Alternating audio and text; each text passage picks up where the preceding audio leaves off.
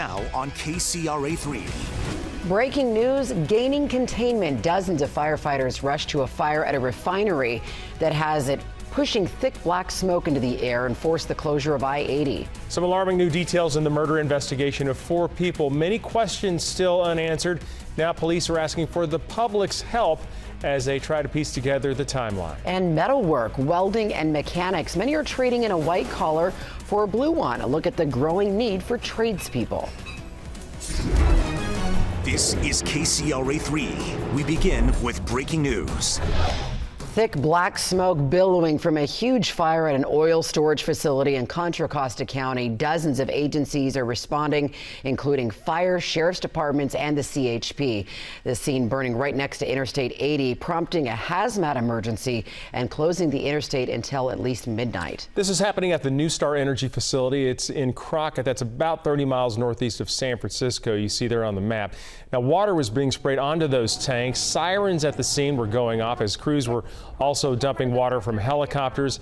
Firefighters are also working to create a barrier to stop the spread. We do know that there was some surrounding vegetation that caught fire. It burned somewhere around 17 acres. So let's take a live look at the scene right now. Most of the fire is out. We know that about 200 firefighters are responding to this fire. People in Crockett and Carquinez are still being told to stay inside with their windows and their doors closed, but that shelter in place for the city of Rodeo has been lifted. 3 large tanks caught fire, according to the Contra Costa Fire Department.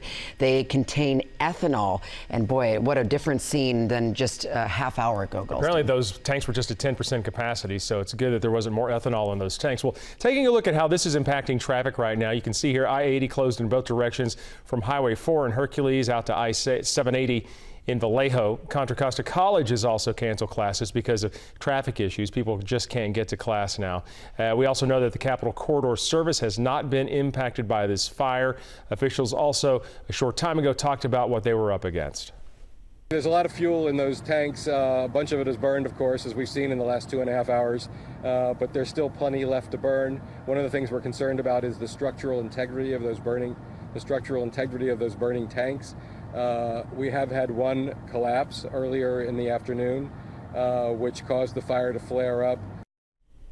So again, you can see one of those tanks collapsed. It was surrounded by fire crews, and despite the collapse, there was still that huge plume of smoke emitting from the scene. So the smoke from this fire just covered the region, even blocking out the sun for part of the area. People are being told again, keep those windows and doors closed to prevent the smoke from getting into their homes. The good news, though, not much wind, so it seemed like, Mark, for the air quality concerns, it kept most of that smoke high up in the air. And certainly downwind and areas in the East Bay, especially toward Fairfield, where you could see the smoke. Don't worry, none of that is really coming your way. Your air quality is going to be fine. Now, we've been watching this ever since that fire broke out, and some of these monitoring sites earlier, these are air quality monitoring sites, some of them had gone into the red earlier, but now they're actually getting pretty good. Yellow is pretty average. Now, over toward Benicia, we are seeing some elevated levels here. That's probably some of that smoke hanging around. There's probably going to be just enough of a breeze as it goes through the Carquinez Strait to clear out that smoke here within the next hour or so. So the air quality really looks as though it is improving as that fire is going out. Back to you. Mark, thank you. And another live look at the scene. The good news here, officials say all workers are safe and accounted for, and just a little bit of smoke out there. But boy, they really put a lot of effort into this thing, still pouring water on it and some foam earlier. So the fire is just pretty much out at this point. Look at all that foam there. Amazing. And the black smoke is gone. All right. Well, other news we are covering right now. They were murdered over a period of days. New and disturbing details being released on the murder of 4 people that spans 200 miles. Investigators revealing today that a total of 4 people were killed, 2 adults and 2 juveniles. And one of those victims, the suspect took on a 200-mile drive. The suspect himself drove to the Mount Shasta Police Department with one of the victims in his car and made a confession to them. And we are getting a look now at the man that police say admitted to those murders, 53-year-old Shankar Hangud of Roseville. There are still dozens of questions that police do not have the answers to, not yet. And this is still just a little more than 24 hours old after Roseville police began investigating. Today, investigators are still combing through the home where 3 of the bodies were found. But this case, as we mentioned, spans about 200 miles from Roseville up to Mount Shasta. Still a lot to piece together. Our Brandy Cummings has more information that was just released today. This is the man Roseville police say killed 4 people, including 2 juveniles, inside his apartment. 53-year-old Shankar Hangud now sits inside a Placer County jail, charged with murder. This incident has touched the lives of many throughout our area. Roseville police say they got a call just after 12 Monday afternoon from Mount Shasta police saying Hangud confessed to the murders, telling law enforcement 3 bodies were inside his apartment. Police say Hangud drove more than 200 miles from his home with the body of the 4th victim inside his car. Roseville police say this is the vehicle in which the adult man of East Indian descent was found. It appears the victims were killed by this suspect over a few days' time span. But the specific timeline of the crimes is still unclear. We're not sure at what point he left his residence to go north. We don't know if he came back and then drove out again. Roseville police not releasing a motive or the identities of the victims, but they say all 4 of them are Hangud's relatives. Now police are trying to find the next of kin, and they want help from the public to put the pieces of this quadruple murder case together. If you have seen this suspect accompanied by an adult male of East Indian descent, please contact the Roseville Police Department. And the suspect is expected to be in court tomorrow afternoon. In Roseville, I'm Brandy Cummings, KCRA 3 News. We're tracking this story on air and online. You can get another look at the press conference on the KCRA 3 Facebook page. Another story we are following for you tonight. Reaction coming from Sacramento city leaders now on accepting controversial campaign funds from the cannabis industry. It's a story we first brought you yesterday here on KCRA 3. Mayor Darrell Steinberg tonight demanding to know what went wrong with the licensing process. And Mike Lurie joins us now with the latest on that. Well, Darrell Steinberg taking some action today. He is in fact directing the city to put an immediate hold on the transfer of licenses for marijuana shops until an audit can be completed. Sacramento's licensing process for cannabis shops is now under scrutiny, and a business partner now linked to several pot shops in Sacramento, even though the city has restrictions on multiple ownerships. Today, I would like to ask our independent city auditor, Jorge Asaguera, to take a deep look at our permitting rules and whether they need to be changed to safeguard against overconcentration of permits with one individual or group. Also demanding new rules for cannabis shops. The mayor has also turned over the questionable campaign donations he received to the Boys and Girls Club of Sacramento. So a lot to talk about, lots to dig through. What does the mayor think about a timeline on this audit? Well, he wants this done very quickly, obviously, to get some answers, and he's directing the city auditor to do just that and come back with those answers. He says he wants those information as quick as possible, but he also wants a very comprehensive review as well, so they can go forward with new rules and regulations that make sense for everyone. Yeah, he's come out pretty quick on this since it kind of came to light over the weekend. All right, Mike, thanks. Also tonight, police in Citrus Heights have arrested a man for 25 counts of child molestation, and they are now asking the public's help to find out if there are more victims. Authorities say they launched an investigation into 43-year-old Jason Earl Hook in early September. During their investigation, they say they uncovered several other people who were victims, with some incidents dating as far back as 2008. Police say his victims were both male and female between the ages of 8 and 17. All of them were known to him and would visit him at his home. Some were friends of family members. He took and taught lightsaber classes at both Sunrise Community Church and San Juan High School's after school club. Police are now asking for the community to come forward if they know of any more victims. Hook is being held at the Sacramento County Jail. Well, a new law signed by Governor Newsom has now opened the door for legal action taken today by an alleged victim of sexual abuse. Juan Ricardo Torres claims that he was sexually assaulted as an altar boy when he was 15 by a Roman Catholic priest. Torres alerted church officials and says that he was led to believe that Jose Antonio Pinal would be removed as a priest, but that's not what happened, according to his attorney. He was lied to in January. He said he wouldn't be around kids. Within 6 months, they're cutting the deal in Cuernavaca, allowing him to be around kids, as long as the Diocese of Sacramento will not be held financially responsible. The Catholic Diocese of Sacramento says it has not been served with the lawsuit, but does acknowledge that Pinal is a known abuser, with a warning on their website. The new law allows a 3-year open window, allowing any survivor of childhood sexual abuse to come forward and file a civil suit. Well, a magnitude 4.7 earthquake struck Central California this afternoon. That quake was centered about 16 miles southeast of Hollister in the Tres Pinos area. People felt it from Salinas up to San Francisco. No damage, though, reported. A massive power outage this morning for tens of thousands in the Sacramento area. SMUD said that a van crashed into a power pole, causing the loss of power. That was near 24th Street and 68th Avenue. At one point, the outage impacted more than 37,000 SMUD customers. Crews worked on the line where the crash happened. Power has been fully restored. Sacramento's Office of Emergency Services will be conducting a test of the Sacramento Alert System on Thursday. They'll join Yolo County and Placer County in their alert. It'll be at 10 in the morning. Officials are reminding residents to register for those alerts so you're informed of any impending danger like wildfires, floods, and more. Well, heading out into the workforce, there's now a push for more people working in the trades, and Delta College in Stockton says that it has programs to fill a much-needed gap.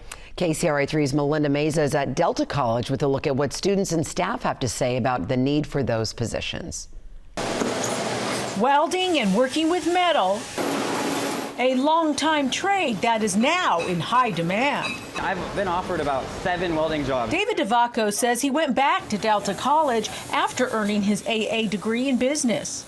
It just wasn't my thing, and so I stuck it out and I got the associates, but as soon as I found welding, man, I just really took to it and I really loved it. He's not the only one. The Delta College Dean of Applied Sciences says there is a demand for more tradespeople. We are constantly being contacted by employers throughout the Central Valley asking for more people to hire, and we are constantly looking for more students to provide them with those opportunities. The trades range from metal to car mechanics to heating and air conditioning. Machine shop, we have a welding shop. And trade programs that make students job ready. In fact, some students leave before even completing the program for high-paying jobs because of the demand. They might be a semester short, a few classes short of getting a certificate or the AS degree, but they get a good job offer and they're gone. That company looks at what they've done. They say, you have exactly what we need. We're going to hire you. We need you to start right away, and they go. Some professors say the push for high school graduates to get a 4-year degree left vocational programs with an image problem and the nation's factories with fewer skilled workers. I want to go into heating and air conditioning. Frank Herrera says he is looking for more secure work. I'm inheriting 3 kids, and my mom's on hospice. I'm taking care of her, and so I'm thinking more long-term. I need something that's more definite in the field, more wide, more job openings than graphic design. And Dean Hepworth says for many, it pays to learn a trade. Many of our students, after maybe 5 years of experience, are making 6-figure income.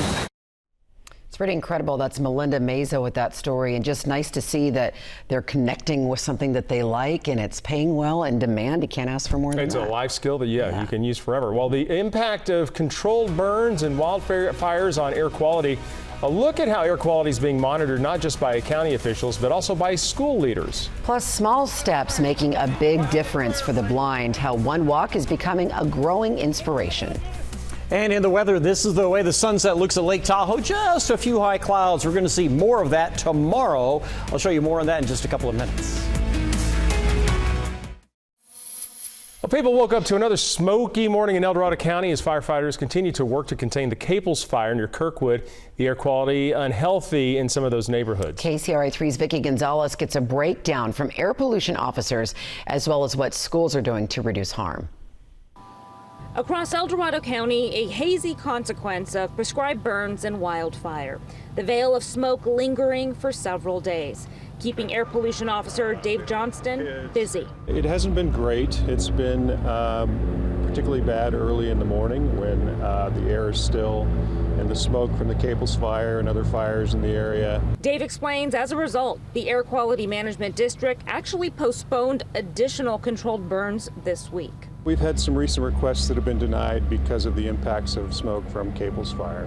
El Dorado Hills experienced some of the unhealthiest air quality levels this morning, conditions that typically improve into the afternoon with increased airflow and as temperatures warm.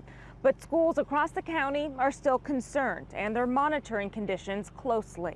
Kids want to come to school, enjoy being there, and with the air quality we've had the last few days at least, they've had to spend a lot of their time inside. The air quality this time of year is a drab but expected reality living in the foothills. Luckily, we've been able to put in some new HVAC units and been able to improve the filtering system on those over the last couple of years. So the air quality within the classroom is really good. Over the last few years, it's something that we've had to work through and continue to get better at. The Air Quality Management District deployed roughly 40 sensors throughout the county. That's location specific, updating air quality conditions every 10 minutes. The website is purpleair.com and it is available to the public. In El Dorado County, Vicki Gonzalez, KCRA 3 News. The Air Management District said that the Caples fire is expected to reach containment Friday afternoon. They say they expect air quality will improve gradually each day as a result. Living in an area that can flood means knowing what to do if there's a flood emergency. Today, students in West Sacramento took part in an interactive event that teaches them how their city is protected from flooding. The third graders at Bridgeway Island Elementary School got a look at where the region's levees are and how they're used to prevent floods. Through a video game, the students also learned we still live in a flood-prone area and their families need to be prepared for any kind of emergency. We teach them about planning, preparing, protecting their space so they can be ready if there's a flood. And then, of course, they take information home to their families. It's a great idea. Children were also given a book about flooding they can take home and share with their parents. Today's event is just a preview of Flood Prevention Week. All right, checking in with KCRA 3 weather right now. And how about this nice shot here of the sun going down at Lake Tahoe? Just a beautiful look at the sunset. And man, nice out there, Mark. It is. Excuse me. It has been another really nice day. This is a different sort of view. So this is in Rancho Cordova along Highway 50 at sunrise, looking back towards Sacramento. And you can see it just kind of has that orange haze to it. So we have a bit of smoke in the area, but there are also some clouds coming into the area. And of course, there's the sun getting ready to go down in about 10 minutes. It's getting earlier and earlier every night. We have 78 degrees, a light breeze. We need some wind to stir some of the smoke out of the area. And I think that's going to happen tomorrow afternoon as a little weather system begins to come our way. Currently in Stockton, we have sunshine. It is 79 degrees, the wind under 10 miles an hour. In Modesto, we also have sunshine. It's 77 degrees with a wind out of the northwest at 8. In Fairfield, we have 79 degrees with a wind out of the west at 7. And in Tahoe, where, as you have been seeing, it's a beautiful evening. We have 58 degrees, and here the wind is calm and the lake just looks like glass out there. Beautiful evening. The high temperatures today, a little bit above average and likely the warmest day we're going to see for a little while. Sacramento hit 82. The average high for this time of year is 79. So we made it a little bit above average, but nothing too excessive. Record highs are still in the range of the mid 90s. We made it into the mid to upper 70s in the foothills. And look at Truckee, 70 degrees. We've had a lot of cold mornings lately in the Sierra, but today Truckee warmed up to 70 degrees. Mainly clear skies. Some of those high thin clouds beginning to drift across the area. We'll see more of that during the day tomorrow. Now, this is a weather system that is going to bring some areas a chance of a shower in the really early morning hours of Thursday. I'm talking about 3 a.m., 4 a.m. We could see a couple of showers go through the area. But the bigger thing after that goes through is behind it there is cooler air, and that'll settle in. So what we've been seeing is these temperatures above average. That's going to be changing as we head through the end of the week. For the Sierra over the next 7 days, tomorrow we're dry with some clouds. I do think we're going to have some morning showers in the Sierra. Up until maybe about 8 or 9 o'clock, there could be some showers along the crest of the Sierra with snow, well, probably above 8,000 feet, and even there won't be all that much. And then for your weekend in the Tahoe Basin, some clouds Saturday, mostly sunny Sunday with highs in the upper 50s to low 60s. So tomorrow we'll start with sun and then see increasing clouds with a high of 65 in Truckee. Pollock Pines, another nice day, up to around 70. The foothills will start with temperatures in the low to mid 40s by the afternoon, mid to upper 70s, 74 in Grass Valley and 78 degrees in Sonora. San Francisco will stay in the low 60s with some fog and an onshore breeze, but Fairfield up to 76. For the valley, a lot of sun in the morning. Look for more clouds to come our way in the afternoon. And temperatures will be just down a little bit from today. Still maybe as high as 80 in Modesto and 76 in Lodi. And for the Sacramento area, make it into the upper 70s. So 79 in Sacramento, which is average for this time of year, but cooler than today. Thursday, maybe a shower before the sun comes up. The rest of the day sees clearing. The weekend looks nice, mid to upper 70s, a little bit warmer early next week. So yeah, looking nice over the next few days. And as that weather system goes by, it'll likely really improve the air quality. Good thing. All right. Thanks, Mark. All right, much more coming up on the news at 6 for you, including an incredible offer for one local athlete. An international invitation for a two-time silver medalist who just happens to take classes right here. I'll explain where they're going and what that message is coming up. Tonight at 10 and 11, a fire that caused a lot of damage at a popular baseball field in Lodi, now investigated as arson. The new clues detectives have. Spreading the message of inclusion with an incredible journey, a Sierra College student is being honored for the big waves he's made in the sport of swimming. KCRA 3's Mike DeSalle tells us about the international invitation that the former Rockland High School swimmer got. Alex Hewerman is about to embark on quite an opportunity. I think it's a great opportunity. If you don't remember who Alec is, he's the former Rockland High School swimmer who made history as the first Placer County Special Olympian to win 2 silver medals for swimming at the World Games in Abu Dhabi. Now, he and his mother have been invited to another country, Malta. This time, they'll travel as part of a sports envoy that includes former Olympic champion Donna De Verona. Their goal, to teach Malta's education and athletic leaders the importance of inclusion for all physical and mental abilities in sports. It is important because get to include people of like all skill levels and like because some places might not have like that sort of opportunity. And why is that message so important? Because I think through inclusion opportunities, people realize that we really have more in common than we have different. And I just think that, it's just a way to bring people together, but in a fun way. And then after this 4-day trip, what's next for Alec? Well, he says he's going to continue his classes here at Sierra College and then get back into training for next year's state games where he's looking to hopefully win more swimming medals. In Rockland, Mike DeSalle, KCRA 3 News.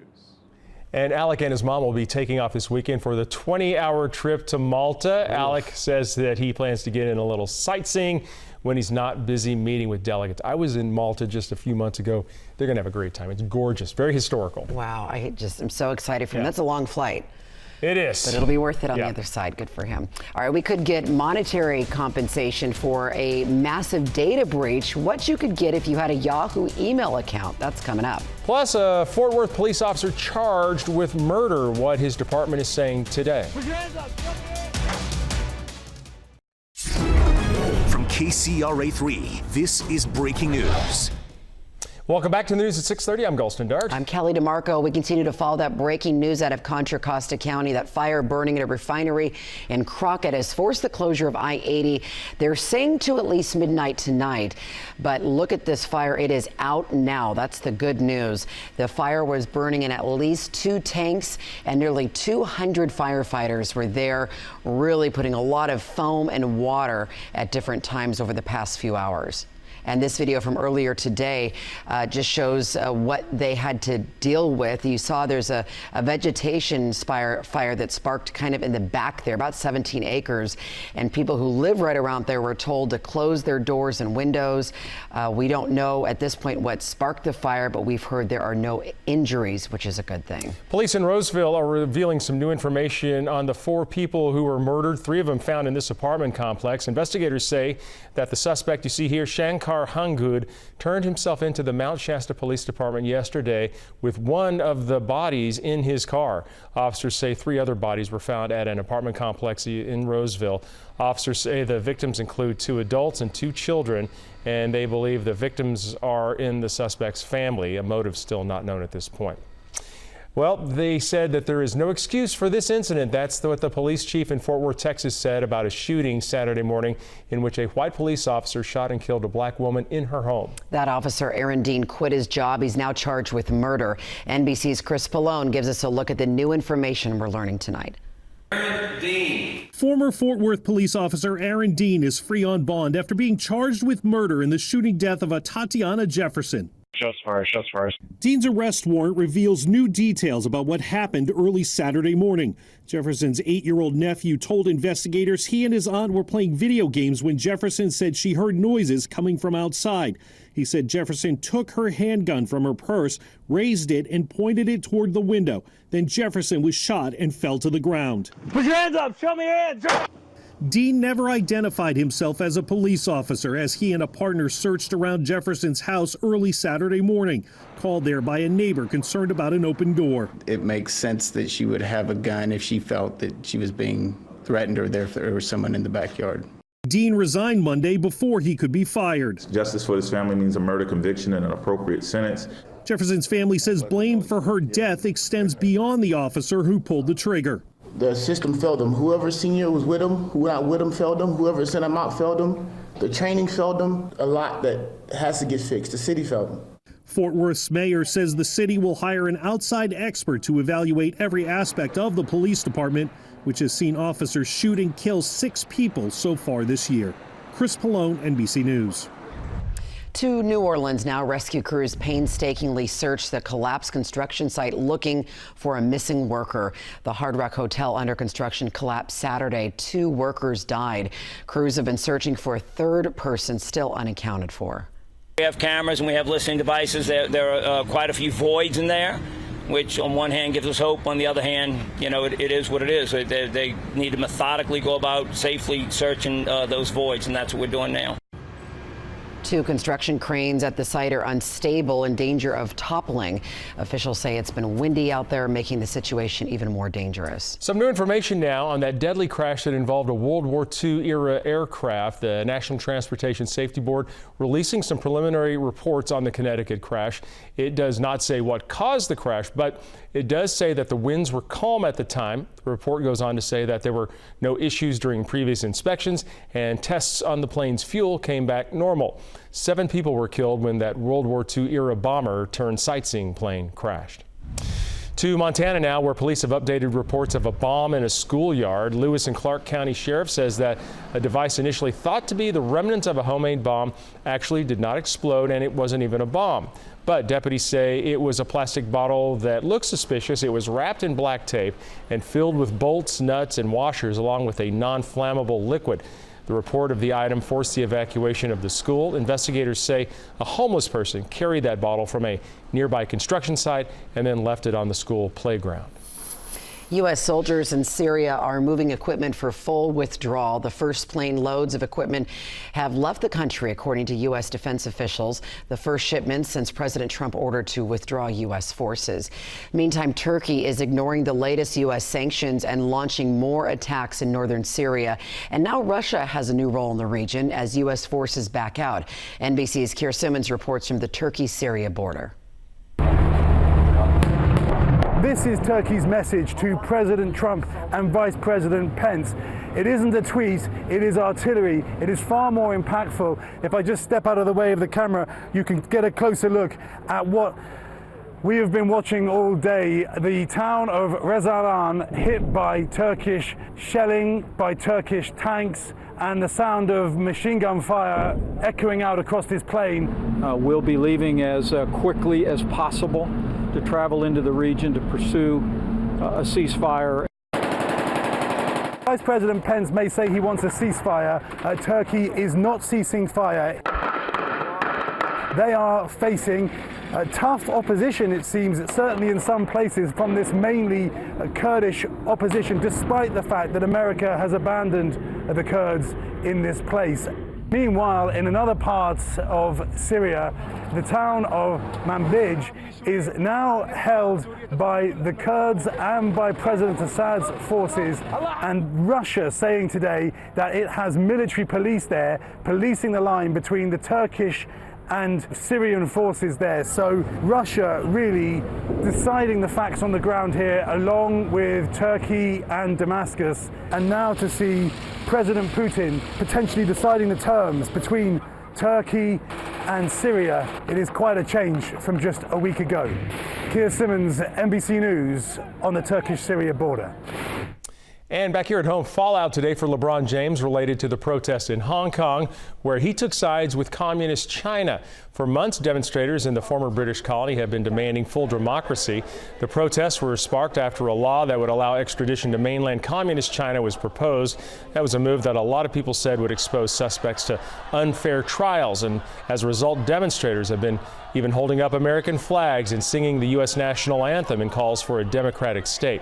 Well, in a tweet, the Houston Rockets general manager Daryl Morey supported the protesters in Hong Kong. The tweet ultimately led Chinese officials to cancel several public events planned for the Lakers and the Brooklyn Nets in China. That's where LeBron James comes in. He spoke out about the tweet, saying that he thought that Morey was misinformed. I don't want to get into a word or sentence feud with Daryl Morey, but I believe he wasn't educated on the situation at hand, and he spoke. And so many people could have been harmed, not only financially, but physically, emotionally, spiritually. Well, LeBron's words have touched a nerve with protesters in Hong Kong who've trashed his jersey, and it's also struck a nerve on Twitter. LeBron has since taken to Twitter to clarify, writing, "I do not believe there was any consideration for the consequences and ramifications of the tweet. I'm not discussing the substance. Others can talk about that." Actress Felicity Huffman reported to prison today in Dublin in Alameda County. She'll serve 14 days for her role in a nationwide college admission scandal. The facility is a low-security federal prison for female inmates. Huffman pled guilty in May to paying $15,000 to have her daughter's SAT scores boosted. In addition to her prison sentence, she will have to pay a $30,000 fine. Well, for 15 million taxpayers who filed for an extension this year, today is your tax day. That's when the IRS extension deadline runs out. Filers who asked for an extension still had to pay their projected taxes by April 15th, but they had until today to submit their returns. People who missed the deadline could be on the hook for a 5% failure to file penalty. Yahoo users can now file a claim for a piece of that $117.5 million class action settlement related to that massive data breach. Reports indicate that if you had a Yahoo account between January 1st of 2012 and December 31st of 2016, you can get 2 years of free credit monitoring services by All Clear ID or up to $358. According to the settlement, hackers were able to access some 3 billion accounts back in 2013. Deadline to file is July 2020. Another one of the companies that tests DNA to trace your family roots is getting into the health game now. Ancestry.com has launched Ancestry Health. The new service will expand its DNA screenings to test your predispositions for certain diseases and disorders. The test will use genotyping technology to look for genetic risks related to several conditions like heart disease, hereditary cancers, and blood-related disorders. The basic service will cost $149. Well, NASA astronauts are getting some new spacesuits in preparation for the upcoming Artemis program that will eventually send astronauts back to the moon in 2024. One suit will be worn for launch and re-entry. The other will be worn for exploring the surface of the moon and later Mars. You can tell the difference there. That's the one you go land and explore the moon. Now, the suits worn during the Apollo program, very different. This is an improvement. And during spacewalks outside the International Space Station, these suits are an update to that one, too. It'll accommodate a range of astronaut sizes, featuring an improved fit, comfort, and mobility. Coming up tonight on our news at 10 and 11, spot squatting at McKinley Park. What Sacramento City Council decided on some new parking restrictions. Plus, dozens of people are protesting the possible closure of their schools with the Twin Rivers School District. Tonight, we'll tell you one committee's decision about the school's future. All right, make sure and join us for an hour of news, 10 o'clock, My 58, and KCRA 3 News at 11. Well, the first of its kind store opens in Elk Grove. We're going to talk to the owner of the new business. The owner says offers pain management options to Northern Californians. And a live look at the Golden One Center from our Skycam network. The big show happening there tonight. Those three brothers. And in the weather, beautiful day today, but over the next couple of days, some areas have a chance of getting some rain. I'll show you the latest on the timing of that in just a couple of minutes. We continue our coverage on a fire that was burning at a refinery in Crockett that forced the closure of I-80 to at least midnight. It looks like these are live pictures. The shot that we took okay, that is live pictures. With the shot we took before, looked like it was mostly out. But again, we're seeing water continuing to flow on this area that is basically full of ethanol. There's those two main tanks there that we learned tonight were about 10% full, which is good because not totally full of fuel for that to burn, but certainly enough to cause some issues. They kept it isolated to those two, and obviously firefighters are out there for the long haul. This just flared up again, so that may be one of the reasons why they continue to keep the interstate closed. But again, a big traffic issue tonight. Interstate 80 closed in that area from Highway 4 all the way up to Carquinez Bridge. Carquinez Bridge. There's the closure right there. So you see over to 680 is probably the direction a lot of people are going to have to take tonight, and that's a lot of red for the commute tonight. Maybe they're just burning off some residual fuel there. Yeah. It is looking better though. All right, those living in the Bay Area are also cleaning up after a 4.5 magnitude earthquake rattled them last night. A 4.5. The quake hit near Pleasant Hill and Walnut Creek in Contra Costa County around 10:30. It shook parts of Vacaville, Fairfield, and was also felt in Stockton, Modesto, and the Sacramento area. And some stores in the Pleasant Hill area had some items that came off the shelves. You can see there. No reports of any injuries, though. The quake comes just 3 days ahead of the 30th anniversary of the deadly Loma Prieta earthquake.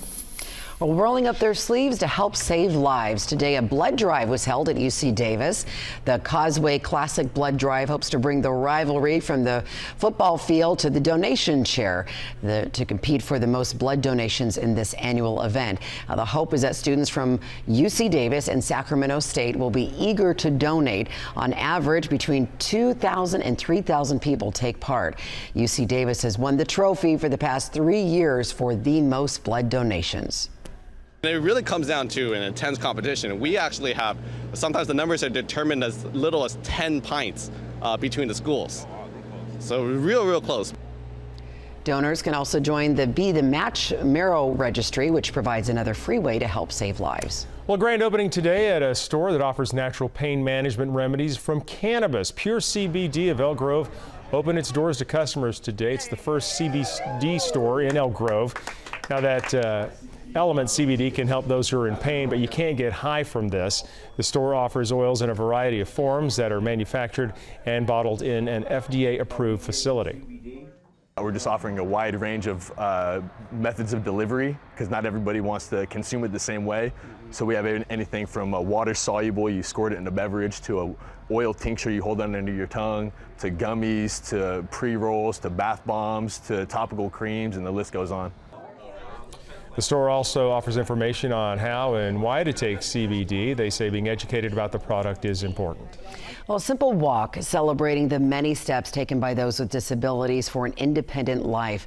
Today, the White Cane Awareness Walk was held in Stockton by the National Federation of the Blind. Dozens met in Stockton and walked through the Miracle Mile area to raise awareness and to celebrate their independence and accomplishments, and for those of disabilities. The celebration is part of Blind Awareness Equality Day. So as you're taking note of our canes out there, just a little extra attention. We might wander outside the crosswalk, but usually we do know where we're going. We've had training to be out here. And just remember, with the right training and opportunities, we can do what you all do.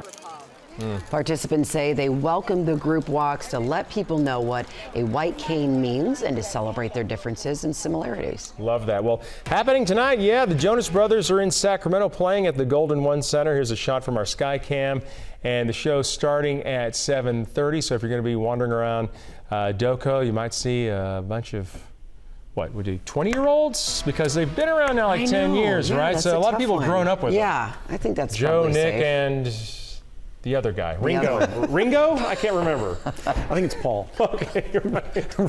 Right now, this is the way it looks from our Lake Tahoe sky camera. A few high clouds out here. You just get that really nice glow. The sun has set at Tahoe, and actually it's set in the valley as well. I think sunset tonight's like 6:28, something like that. Right now, we have temperatures that are in the upper 70s. It's still a pretty mild night, and currently at Lake Tahoe, we have 58 degrees. We do have mainly clear skies right now. those few high clouds I showed you from our Lake Tahoe sky camera looking to the north, those are just those thin clouds. They're out ahead of this area of cloud cover. It's the weather system that is going to bring a change as we go through this week. So today, in the last couple of days, we've been mild. Behind that, it will turn cooler. That's what we'll feel as we head into Thursday, Friday, and Saturday. And in between, well, there is a chance of some rain. Let me show you that here with Futurecast. This is tomorrow morning. We'll have mainly clear skies without any wind tonight. I still think that the foothills, especially El Dorado County, will wake up to a fair amount of smoke. But as that weather system gets closer, out ahead of it, there will be a breeze. So I think we'll see a vast improvement in the air quality in the foothills and even in the valley during the day tomorrow as that breeze begins to pick up. This time tomorrow evening. We'll have more clouds, but the rain is back here off the coast. Let's get into late tomorrow night. This is midnight. A bit of rain going through Lake County. Good rain, especially north of Highway 20 in through Colusa and Glenn counties. That's midnight. Let's go ahead another couple of hours. This is 3 a.m. This probably gives us the best chance of rain from Elk Grove through Sacramento, and then especially farther north toward Grass Valley, Nevada City, all down toward the Quincy areas. That's 3 a.m. A couple of hours later at 7 a.m. The morning commute, well, we don't have anything in the way of rain. So we've gotten a couple of 1/100ths of an inch of rain, and then it all moves out. So the day on Thursday in the valley is dry, but the showers likely hang on in the foothills with an occasional shower in the Sierra. But all of that will dry up as we head into the day on Friday. Friday and the weekend all look good with temperatures in the 70s, and the weekend looks great. Mostly sunny, just a few clouds and highs in the upper 70s. Perfect. All right, Mark, thanks. All right, Michelle's here with sports. How are you? We're talking about some baseball. The Houston Astros meeting up with the Yankees in the Bronx, that is. Garrett Cole once again brilliant on the bump. Plus, the NFL admits they made a mistake in last night's Lions-Packers game. Details on that just ahead in sports. Now, KCRA3 Sports, powered by Toyota. Game 3 of the American League Championship Series between the New York Yankees and the Houston Astros. Series tied at 1 game apiece. To enter this one as they head to the Bronx, the Astros take the early lead here. The second batter of the game, Jose Altuve, jumps all over this first pitch he sees, hammers it out to deep left center. It's 1-0 Houston. They add to their lead in the second. Former Athletic Josh Reddick gives the slider a ride. That's upper decker. 2-0 Astros. And the red-hot Garrett Cole pitching up to the expectations, striking out Gleyber Torres. 7 shutout innings, 4 hits, and 7 strikeouts for Cole. But the Yankees finally get on the board when Cole's gone. Torres sends his 3rd home run of the postseason into the seats there. But that's all that would cross the plate. 4-1 the final as the Astros win their 25th straight game with Cole starting for the 2-1 series lead. The Nationals trying to punch their ticket to their first World Series and aiming for their first National League pennant. They are on their way. They have a 7-2 lead right now in the 5th inning. Meanwhile, it's back to the Golden One Center for the Sacramento Kings. Don't forget about this one as they wrap up their preseason slate against the Melbourne United. Tip-off for that one is set for 7 p.m. Well, the NFL admitted there was a mistake with a penalty late, of course, into the Packers-Lions game on Monday night. NFL Executive Vice President Troy Vincent announced that the second hands to the face penalty called on the Lions defensive end Trey Flowers was a mistake. The penalty led to the Packers' victory following a successful field goal by Mason Crosby. Vincent discussed the call during the NFL's fall meeting in Florida today and said after seeing the slow motion video, there was no foul. The Packers host the Oakland Raiders this Sunday for the first time since 2011. The Raiders have lost 7 straight games to the Pack.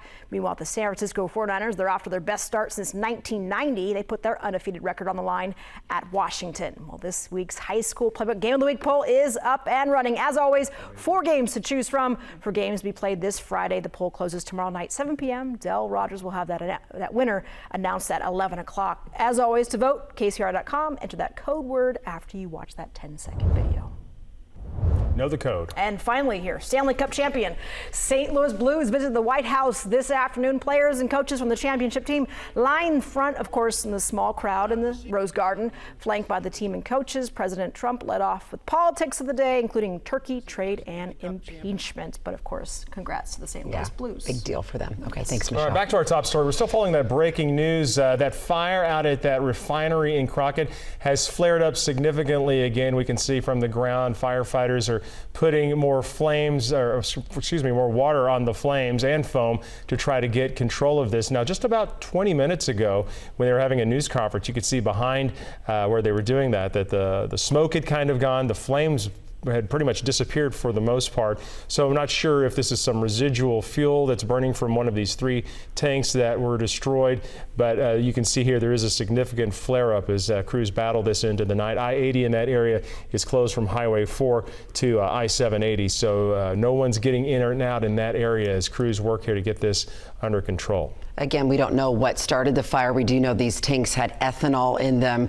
Only about 10% of the tank, which is a good thing, but boy, still burning pretty strong tonight. It seems like they have just restricted it to those 2 tanks, as there are many others right there. But the smoke is thick, it's black, and it's going to be something that's going to be an issue for tonight. Again, as we look at the traffic map, you can see that closure right there on I-80. It's basically from Highway 4 in the south all the way to the Carcenas Bridge in the north. And it's expected to be closed until midnight. Of course, if we get any other updates, we'll let you know through our KCRA3 app or our Facebook page. All right, thanks for watching, everybody. We will see you back here a little later tonight. Have a good night.